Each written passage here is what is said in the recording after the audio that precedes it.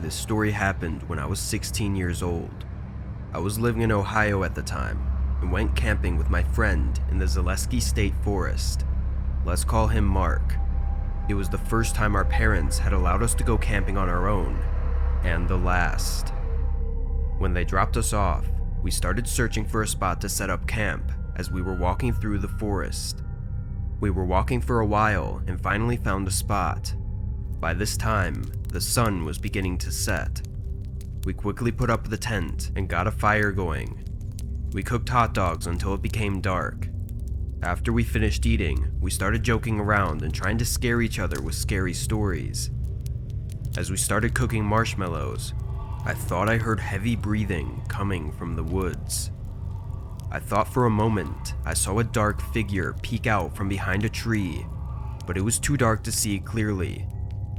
I figured it was just my imagination, so Mark and I called it a night and went into our tents to sleep. The next day, we went on a hike over to a nearby lake. As we were hiking, I couldn't help but feel like we were being watched.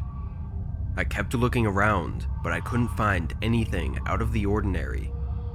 I told Mark this, but he didn't think anything of it. He didn't take me seriously and just laughed. When we reached the lake, we swam around in the water for a while. As we were swimming, I noticed someone standing behind a tree of a similar size to the figure I had seen the night before. I thought I saw him peek out at me for a moment. I was kind of freaked out by that, but Mark still did not take me seriously. I convinced Mark to investigate the tree with me, but when we looked behind it, there was nothing there. While we were walking back, I heard a rustle in the bushes.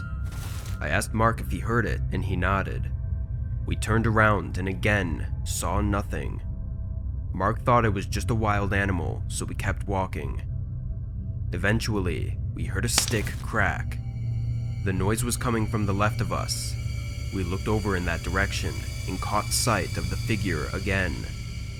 He was peeking at me behind a bush. He was looking at me directly with his wide, bloodshot eyes.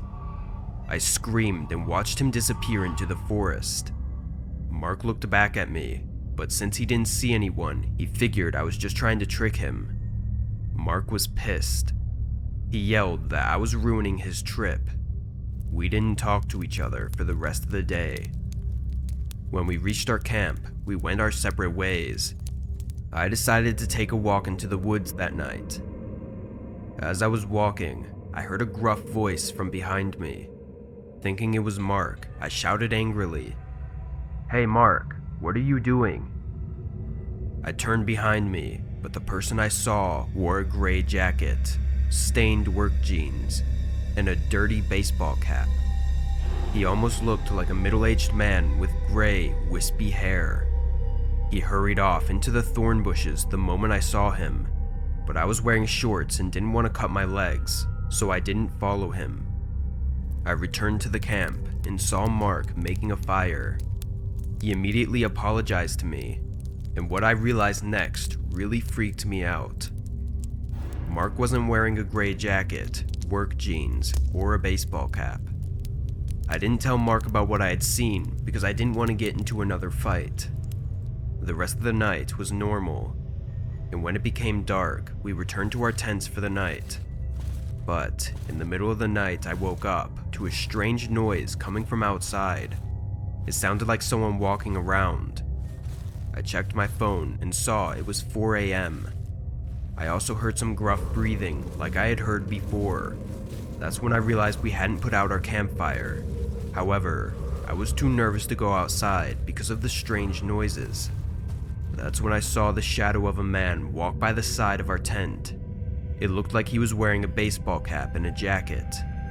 What happened next, I will never forget. The shadow pulled out what looked to be a knife. Slowly, I heard the zipper begin to open. My heart started beating faster and faster. That's when I saw it. A head poked into the tent with terrible, red, bloodshot eyes. He smiled a wide, creepy smile with yellow teeth that shined. His smile started getting wider and wider. Then he whispered to me in his raspy voice, "I killed your friend, and you'll be next." Just as he raised his knife over me, Mark came and punched him in the side right where his kidney was. Mark was a pretty big guy, so he was able to knock the guy on his side. The next thing I knew, I heard him punching the old man from outside. I was too in shock to remember most of what happened next, but eventually I heard police sirens. After a while, a police officer rushed over to me and told me, "You'll be okay, we've got him." After that, we were too freaked out to stay there, so we called our parents and they drove us home. Even today, I still wonder what would have happened if Mark hadn't been there to save me.